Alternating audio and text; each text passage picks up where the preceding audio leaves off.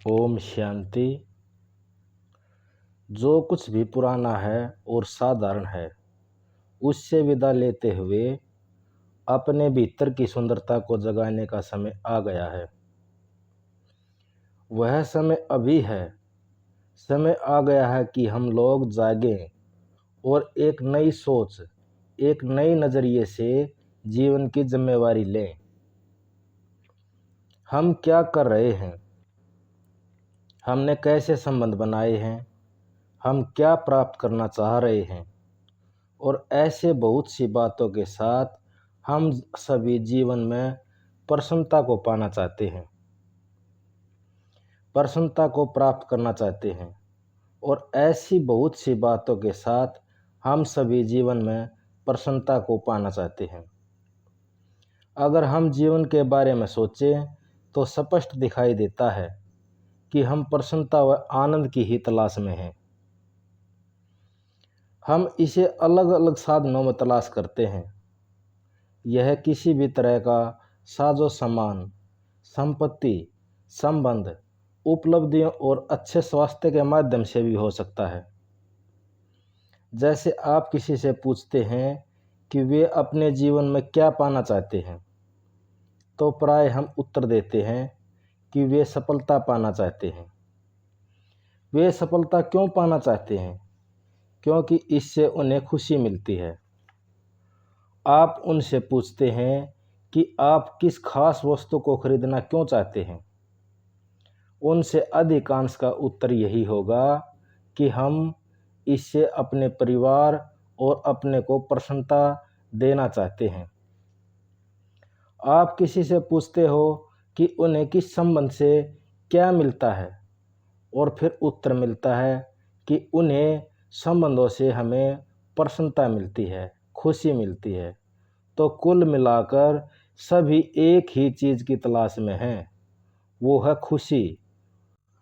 हम तो ये तक नहीं जानते कि क्या ये सच्ची खुशी है।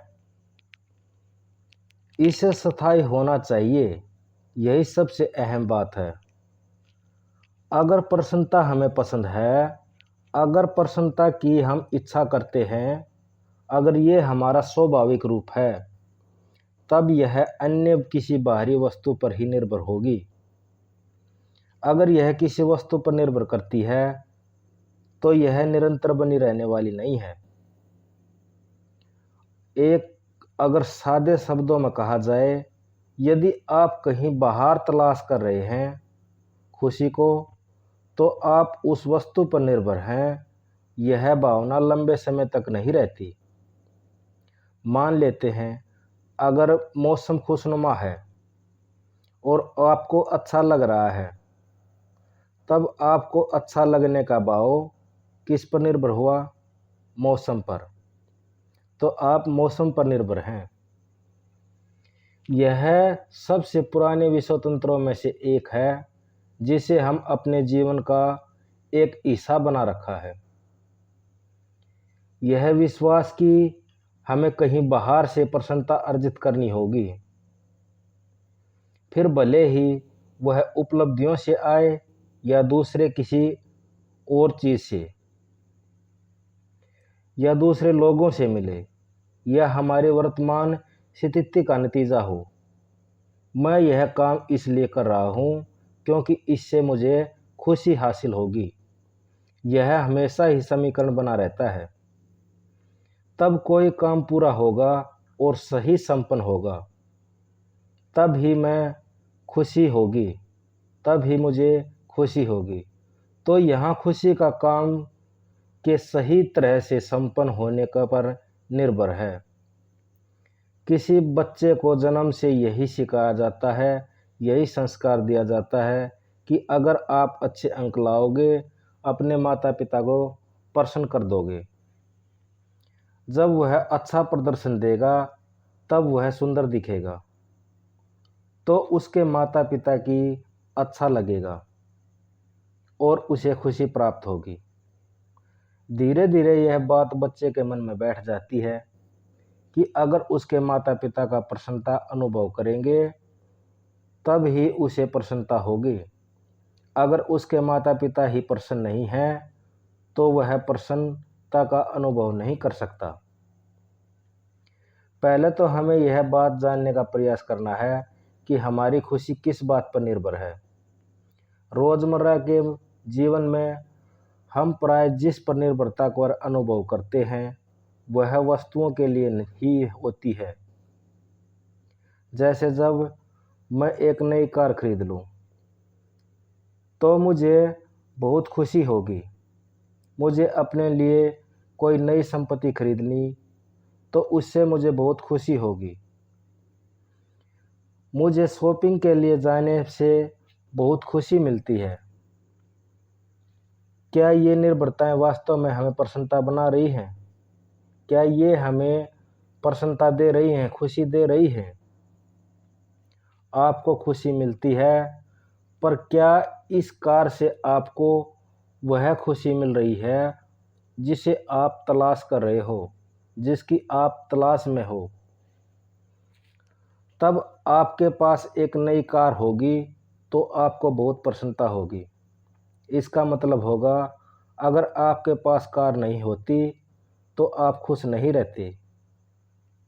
इसका मतलब यह हुआ अगर 10 दिन के बाद कार में कोई खरोंच लग जाए या कोई डेंट आ जाए या कोई कार को टक्कर मार दे तो फिर खुशी प्रभावित होने वाली है, क्योंकि आपने अपने मन में यह विश्वास पाल लिया है कि आपको कार से खुशी मिल रही है, जबकि यह बात सच नहीं है। आप एक नई कार खरीदते हैं और हो सकता है कि यह दुनिया की सबसे महंगी कार हो। आप कार में बैठते हैं और बहुत आरामदेह महसूस करते हैं, तो इसलिए यह आपको खुशी नहीं दे रही, यह आपके शरीर को खुशी दे रही है, आपके शरीर को आराम दे रही है। इस कार में बहुत आलीशान सीटें हैं, बहुत अच्छा म्यूजिक भी है, एक ताकतवर ऐसी एसी भी लगी हुई है। आपको कार में बैठकर बहुत आराम मिल रहा है, इसलिए आप अपने आप को कहते हो कि मुझे अच्छा लग रहा है। ठीक उसी प्रकार उसी समय घर से कोई फ़ोन कॉल आ जाए और आपको पता चले कि घर में कोई दुखद घटना हो गई है, क्या तब भी आपको वही प्रसन्नता बनी रहेगी?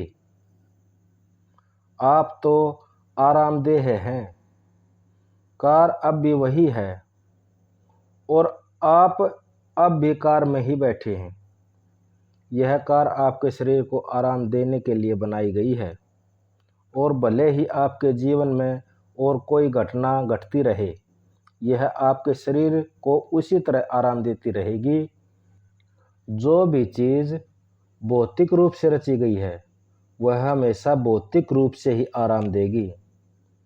हम जिस कुर्सी पर बैठे हैं वह एक भौतिक वस्तु है और आपके शरीर को आराम दे रही है, परंतु हम अपने आप को कहते हैं कि हमें खुशी दे रही है।